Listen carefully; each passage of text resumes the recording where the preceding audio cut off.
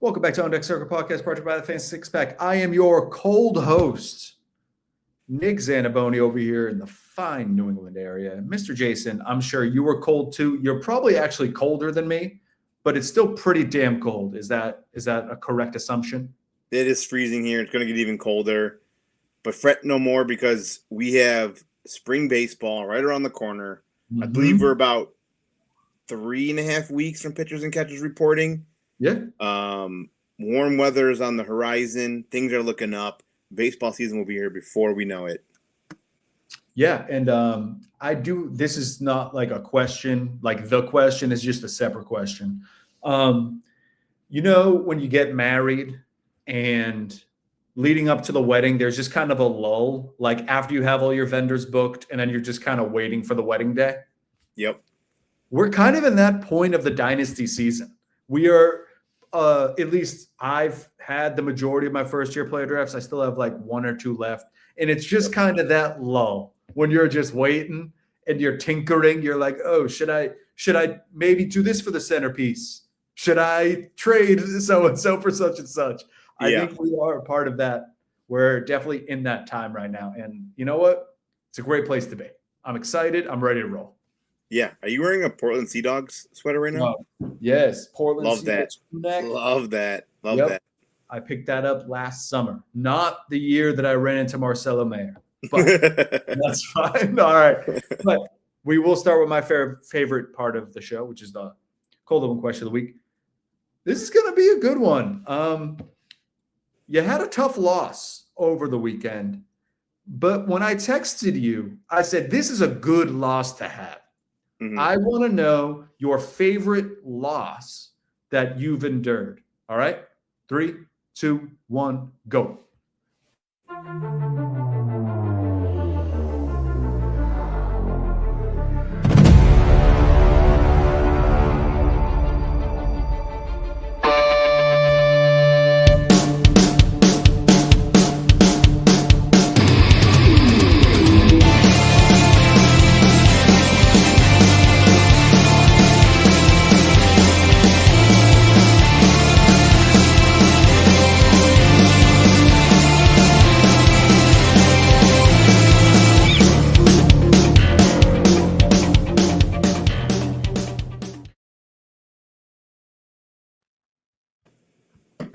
All right, Jason.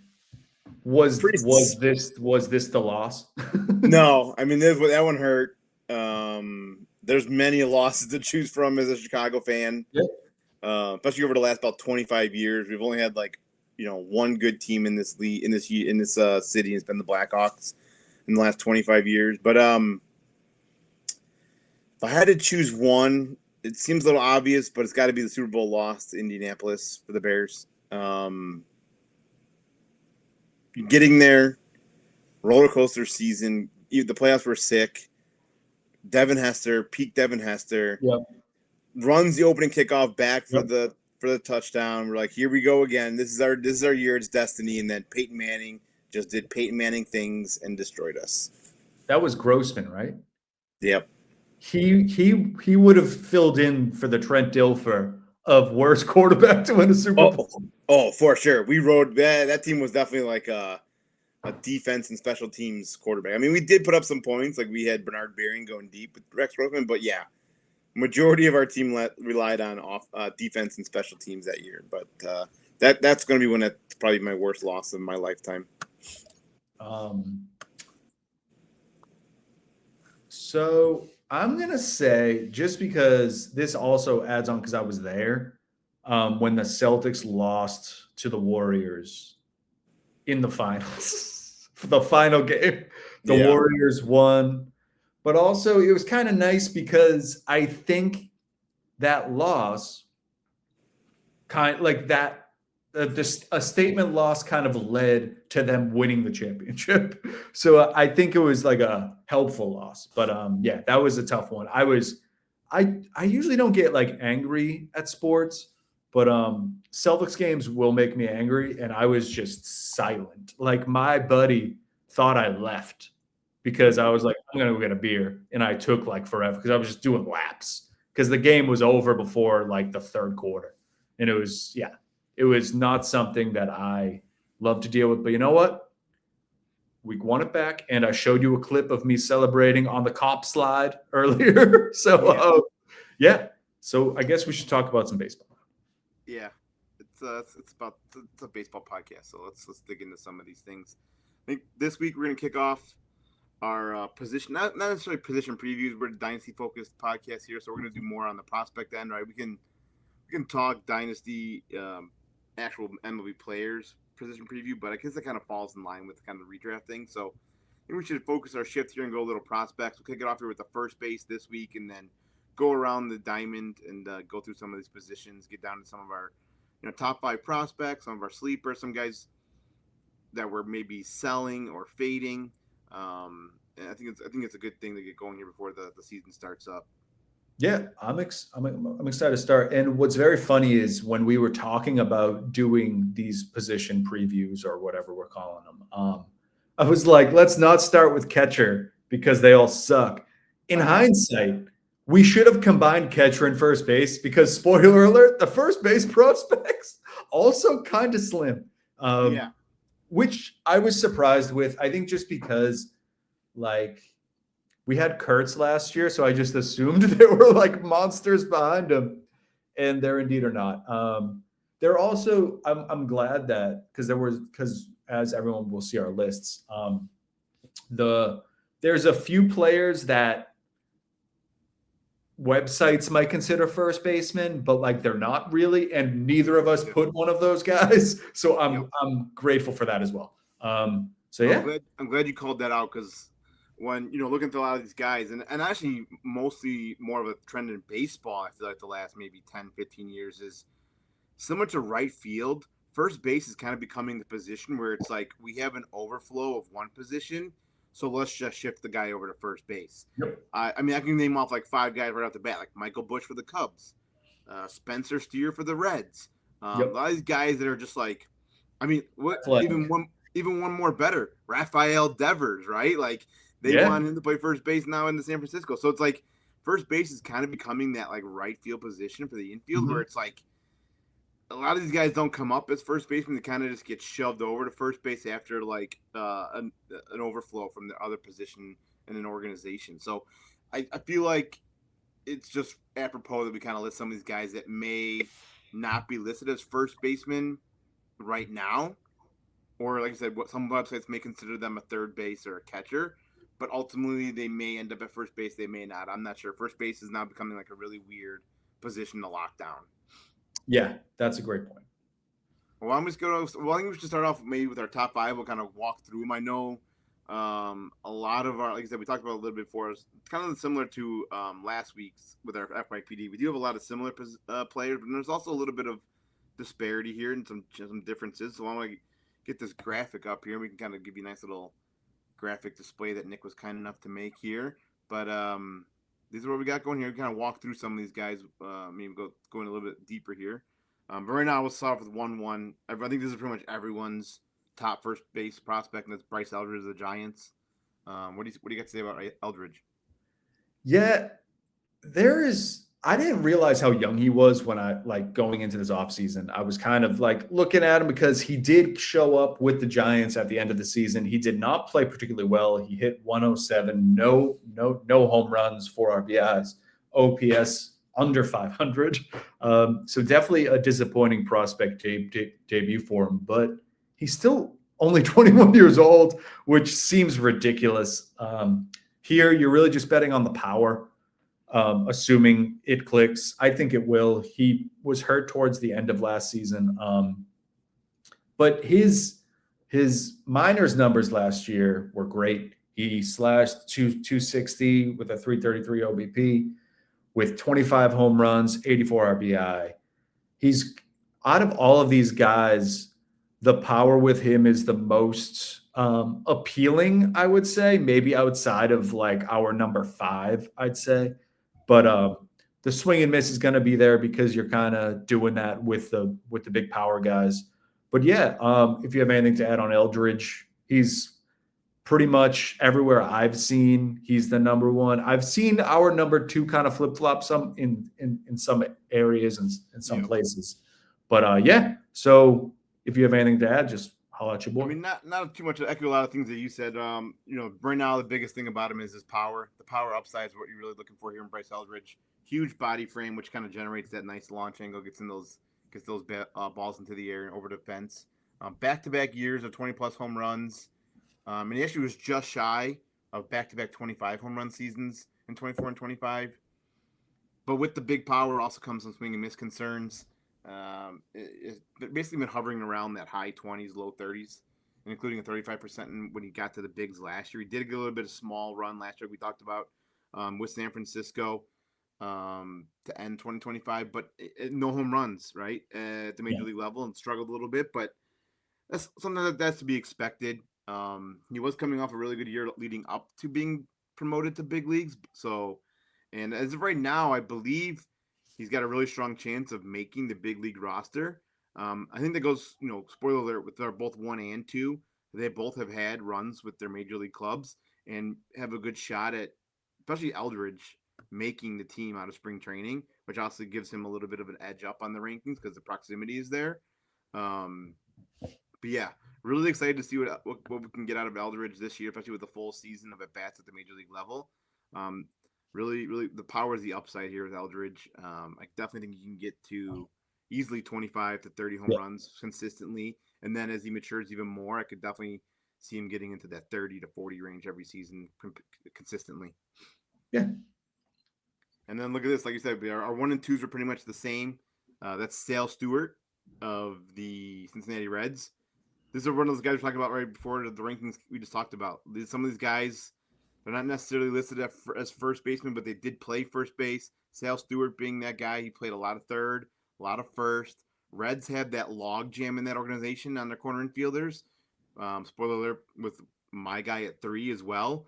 And then also on that big league club, they have, like I talked about, the first base is just somewhere that just these overflow players go to. Right now, Spencer Steer played a lot of first base for them last year. So, and even Tyler Stevenson plays first base for Cincinnati a lot. So, just a lot of logjam at first base and infield, corner infield for Cincinnati. But Sal Stewart did get a run with the Major League Club last year, the end 2025, and actually had better results than Eldridge, and even in the power department, which was kind of shocking because that's not kind of what we thought. He ended up getting 5 home runs and ended up with an 838 OPS. But again, like Eldridge and most rookies, actually, strikeouts were a bit of a concern in a small sample size that he did get last year. He did show some speed. He came up 3 stolen bases shy of a 2020 season across multiple levels, which it's kind of shocking because speed is not really his MO. But we saw him 17 stolen bases last year across multiple levels. So, and honestly, Stewart's a better hitter, as far as quality of contact than Eldridge. The power is just not as good as Eldridge. That's why I kind of am slightly lower than Eldridge. But do you have anything else to add about Stewart? Yeah. If you were to say, Nick, which one of these 2 guys is going to have a better year this season, I'd probably go with Sal Stewart, just because he is indeed the safer option. But as Dynasty manager, at least I'm as aggressive as I can be at all times. So I'm chasing the power with Eldridge. But yeah, Stewart's great. I think I'm going to throw a name out, and it's not going to sound good. Nolan Chanel for the Angels. Stewart, far better player, better power. But I just think he's going to be a steady Eddie when it comes to being the first base. I think he's not going to lose you anything, and he's probably not going to win your league, but he's a great person to have at first base. Yeah, I'm excited to see what where he starts off the year, if they keep him up with the big leagues, or if they put him back down at AAA to get consistent at bats.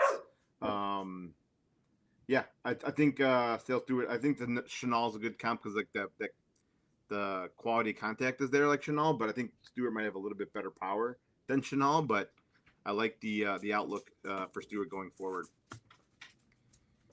And now number 3 is where we start to kind of differ a little bit here. And I have Cam Collier, which is another Cincinnati Reds first base prospect, and you have my boy Long. So why don't you go ahead and we'll start with your guy first.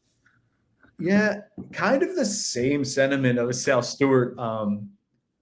I think Long is definitely a steady type of fantasy first baseman. I don't think he's going to ever hit you 30, 40 home runs, but I do think he could get to 25 and get on base, which is not Joey Votto, but like he'll be able to get on base. This is someone that his biggest red flag or like tick mark is he's on the Cubs and he's got nowhere to play.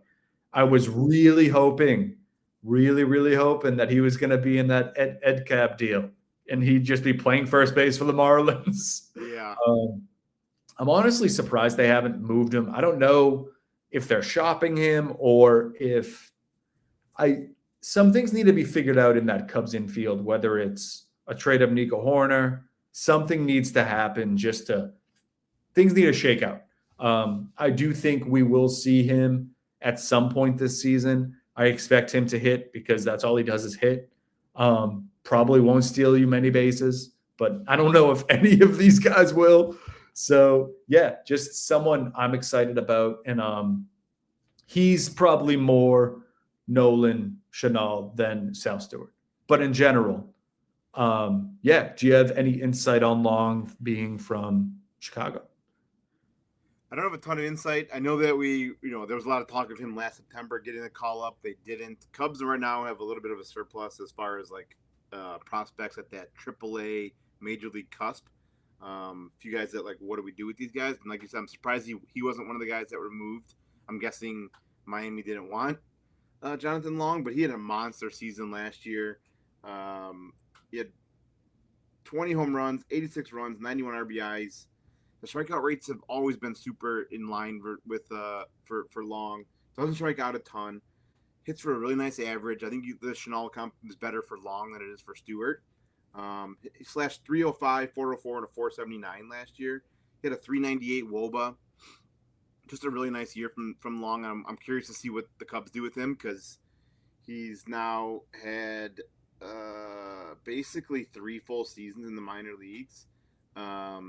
And he's coming up on that cusp of he's at 24.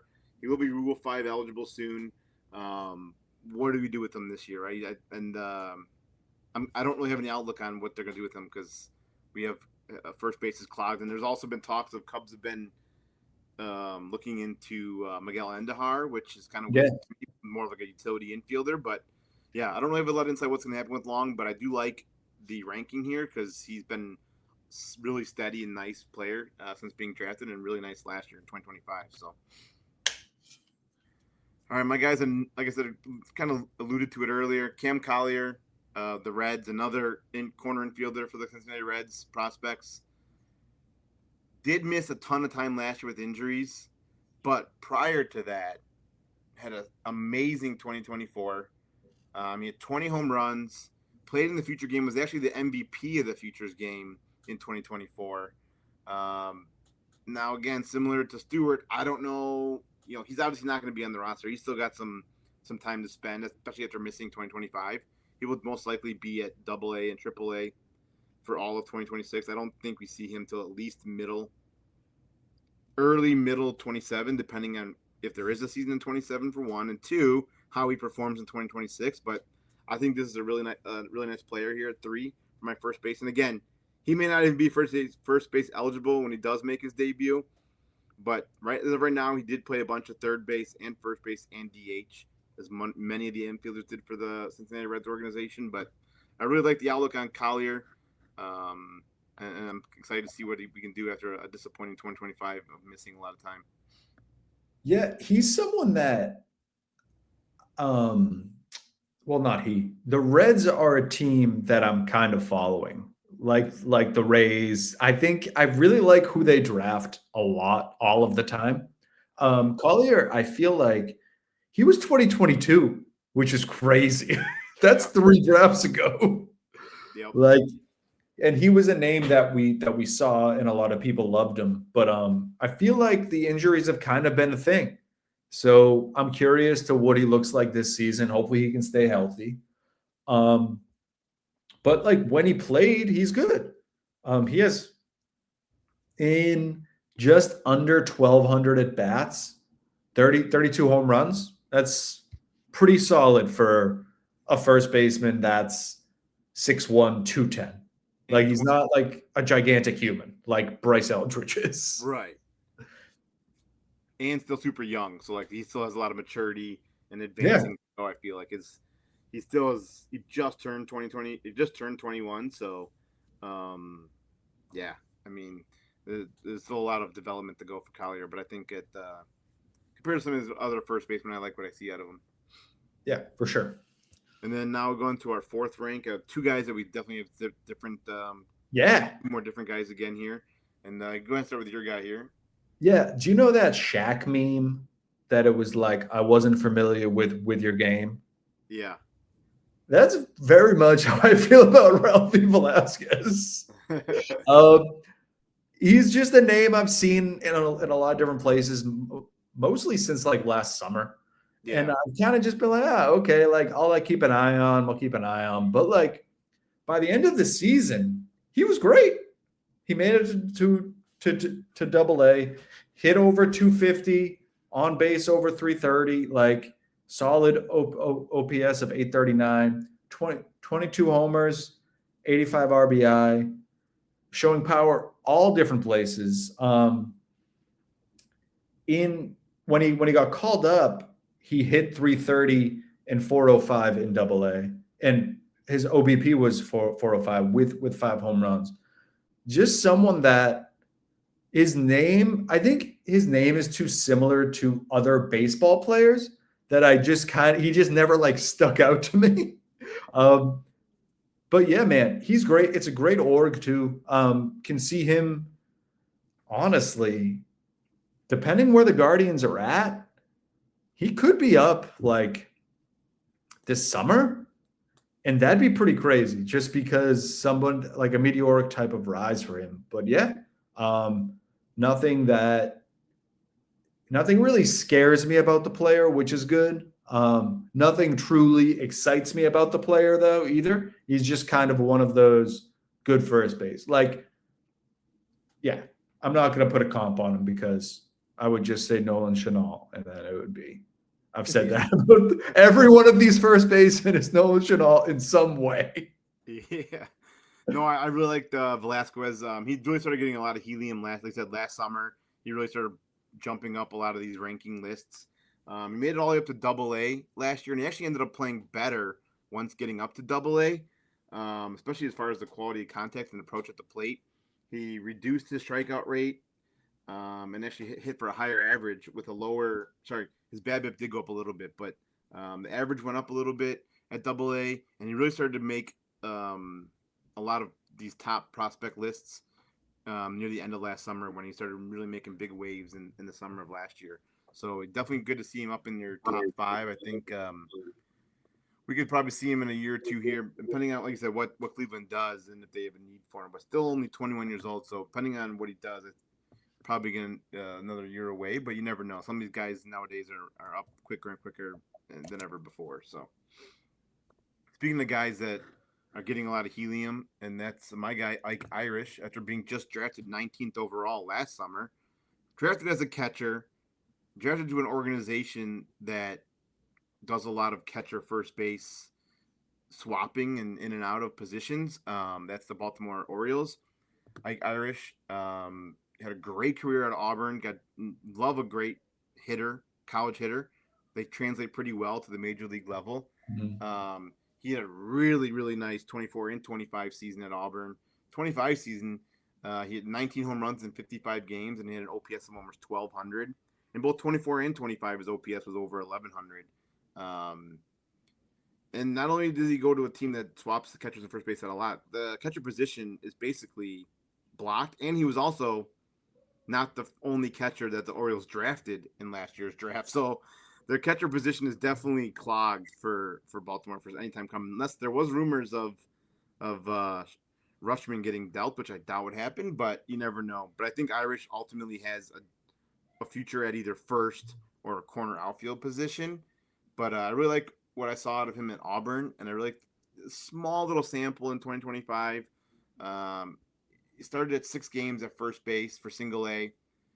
So as of right now, I'm gonna assume that they're gonna keep him at first base going forward, and maybe get him out from behind that dish. They probably like his bat more than his defense and his framing. So I'm assuming they'll lean more towards putting him wherever they can get his bat in the lineup, and that most likely be a corner outfielder or at first base.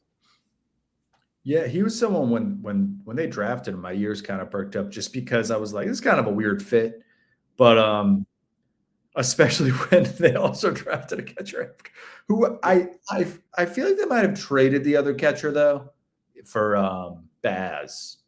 Oh, I think you're right. They did. Was it Bodine? Yeah. Yeah. Yep. But still, either way, crazy to even draft two catchers when Adley Rutschman is your catcher. But yeah, I think Irish is going to end up being either first base, DH type, maybe catch when he has to.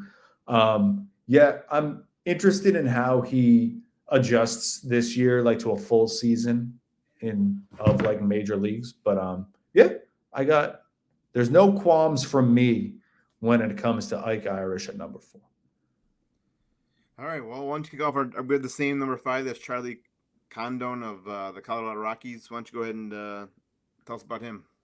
Yeah, Condon was someone that kind of he was an enigma in last year, first year player draft discussions. I know some people had him as their 1-1. Other people were like, I'm not touching him with a 10-foot pole because when he debuted, he was not good at all.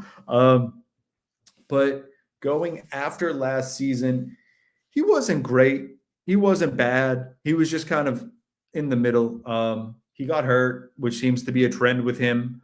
So I'm interested in that. Obviously, Coors kind of gives him a big star next to his name because he has power, and that power will play there. But it's a matter of being able to hit the ball because you need to be available. So I'm interested in Condon this season. Clean slate of health. He hit 14 home runs last year over 95 games. He did make it to AA. So I actually think I read earlier this week that they're giving him an opportunity to make the team out of spring training. So we very well could be talking about Charlie Condon as like a league winner in a redraft because he has the power and he could hit as many home runs as Bryce Eldridge does, especially playing in Coors.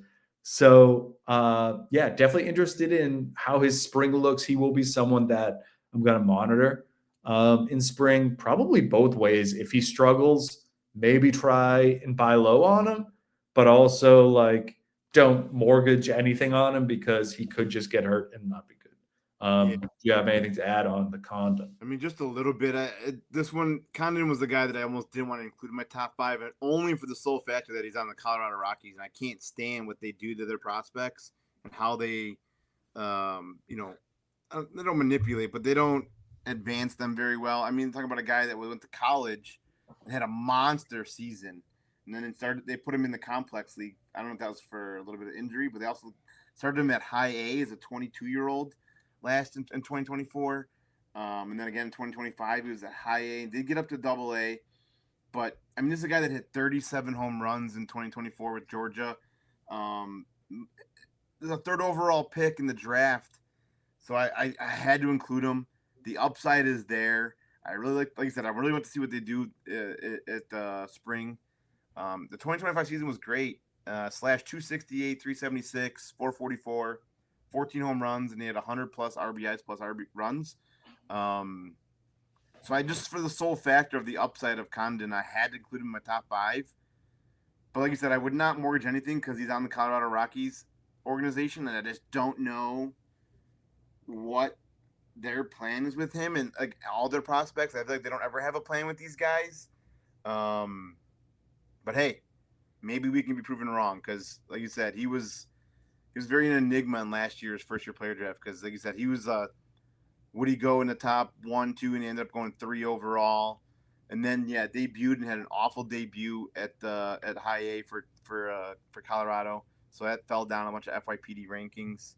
But yeah, I had to include him because the upside's too good for Condon going forward. Yeah, right there with you. All right, well, that's going to wrap up our top 5 talk here. And then before we go on, we need to talk a little business. Business? Nick, What do you mean, Jason? Where do you play all your fantasy baseball and dynasty baseball leagues? Jason, I play on Fantrax.com. And you know what? To be even more specific about Fantrax.com, I type in Fantrax.com/fantasy six-pack because that is the way to help your friends, Jason and Nick. We scratch your back, you scratch ours. We give you this great content weekly about how to win your leagues. We're probably winning you some money. So I think you guys should help us by using that specific URL, which is fantrax.com/fantasy six-pack. Absolutely. And if you're not playing dynasty baseball on Fantrax, I don't know, you're doing a disservice to you and your league.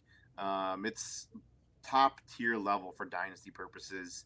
I mean, you can customize your league so much down to like trading fab dollars, trading future picks up to like 3 or 4 years in advance. So, I mean, it's the top notch place to play dynasty baseball, and you should sign up for free today at fantrax.com/fantasy six-pack. All right, let's get into some first base sleeping prospects here. Why don't you go and kick us off with your guy here, and that's Victor Figueroa. Yeah, this is someone. This is a crazy one. It's a deep pull, I believe, as the kids say. He's someone that last year kind of piqued my interest. I added him wherever I could. Thanks to Fantrax, he was in the player pool. And yeah, he's great, man. I think he's been underrated.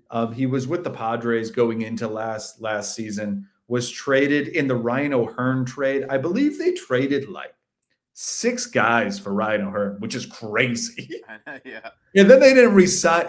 That was a weird. The Padres were weird buyers. Like that was, Yeah. all right. But yeah, so Victor was great. He slashed 284 with a 398 OBP, 12 homers, 52 RBI, 47 runs, and 7 stolen bases, which is almost unheard of when you really think about first baseman. He's a power first guy. He has a good approach, much like Nolan Chanel. And I think that we could see him climbing like within this season into that. I don't think so. MLB Pipeline just released their top 10. He is not in their top 10. I would not be surprised if this time next season he was in the top 10.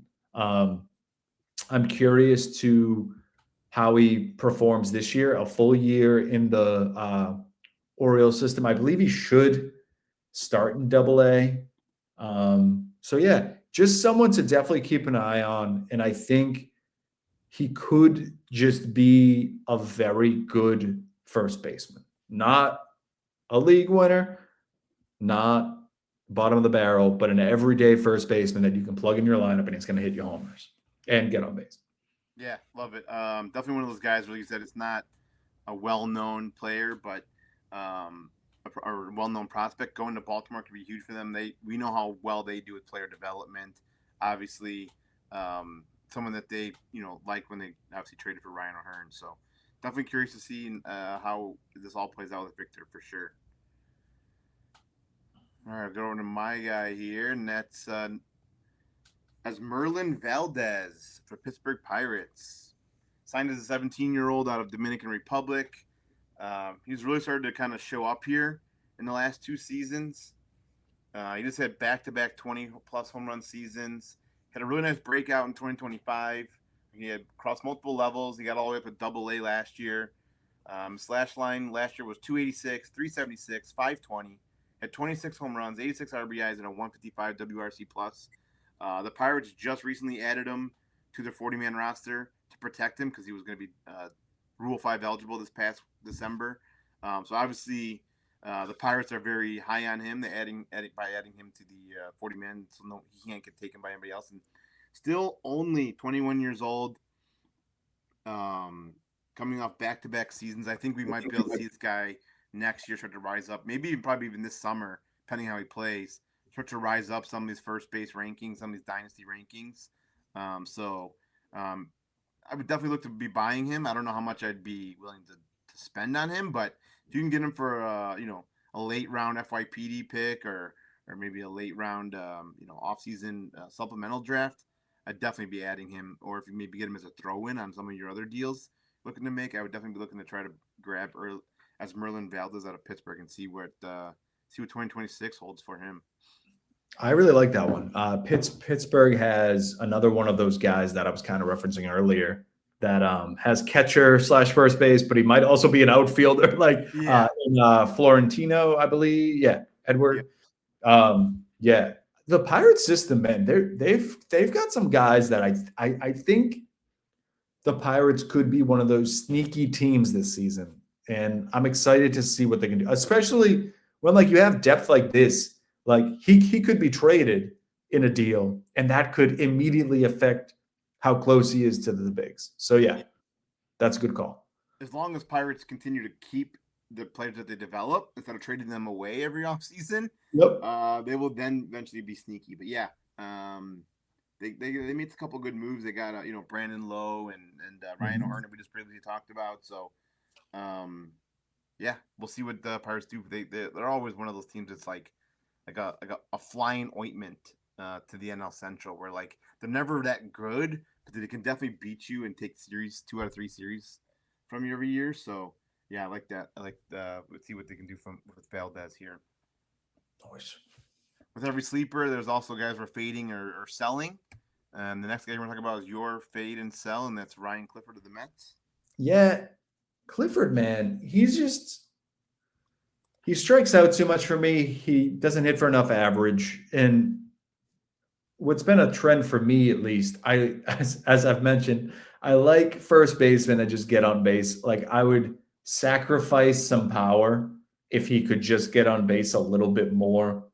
But last season, he did have he has good OBP, but the average is so poor. And I think this is more of if you play in an average league, I am not touching him. When it comes to OBP, he's good. But again, I think he strikes out a lot. So last year, it was 148 times. The year before, it was 160. He's not stealing you many, if any, bases. Just kind of someone I'm fading. I feel like 2 years ago, 2024, he was kind of the hot name.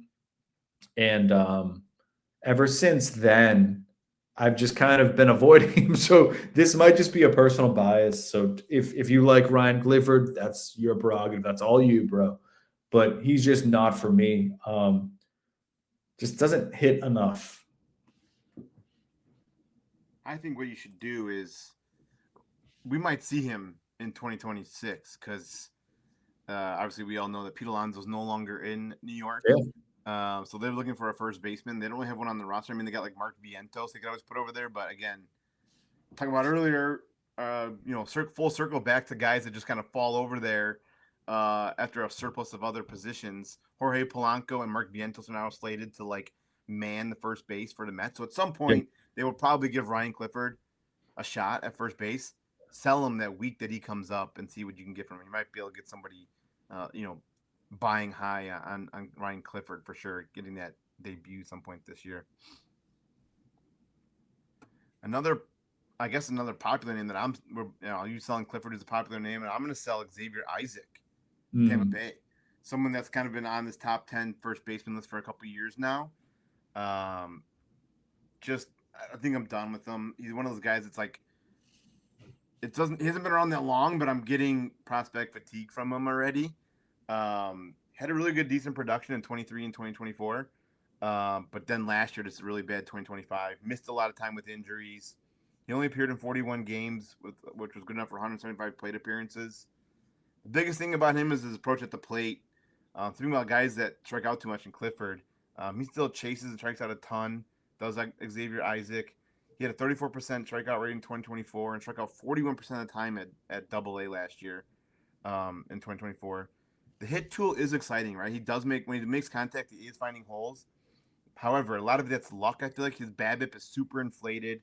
He hit 264 average last in 2024, but he had a 380 BABIP. So even if he's getting, his BABIP is almost 400, but he was still only batting 264. I don't know. It's one of those guys. It's like he's on Tampa. Tampa does really good, developmental, but I'm out on Xavier Isaac. It's been a few years now. I think I'm just getting fatigued on Xavier Isaac, and I'm looking to sell it wherever I can. Yeah. The value could be really low right now after missing time last year, but you never know. Yeah. My thing is, I like Trey Morgan more, who is their other first base prospect who's going to be up probably this season, would be my guess. And Trey Morgan is also a better real-life baseball prospect than Xavier Isaac. Like, Trey Morgan plays way better defense than Xavier Isaac does, which will then give Morgan a clear line path to the majors over Xavier Isaac. Yes, exactly. That's a great call. But yeah, like I said, he hasn't even been around that long, but it's just one of those names where he's been on, I feel like, in the top 100 and the top 10 first base list for like 3 years running now, and I'm just out on him. Yeah, no, that's not a bad call. Jason, one quick thing. That is the last player we're talking about, right? Yep. Kyle Tucker. Huh? Yeah. This is such a wormhole that I don't even want to open. We'll dive into it a little bit.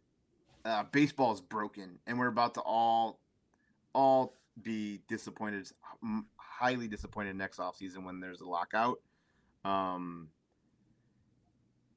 don't know what's in store, but something's got to change. Just a simple, quick tidbit on it. The Dodgers are paying Shohei and Tucker combined $130 million, which is more than 10 major league teams' total payroll. With the salary cap, or sorry, not the luxury tax threshold that the Dodgers gone over multiple times now, it's costing the Dodgers $110 million a year to have Tucker on their team. Yeah. So crazy. I don't know what the answer is, and I'm not mad at the Dodgers. It's more than that. It's deeper than that. It's that's why we're on a fast track to a lockout in 2027, because obviously the players don't want a salary cap.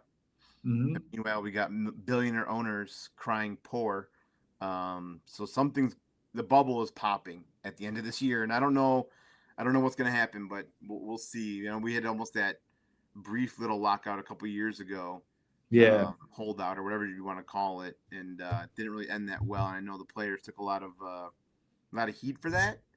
So I'm sure they're going to get some more heat now, and it's going to be a bunch of billionaires arguing with a bunch of millionaires about who's making more money than the other person.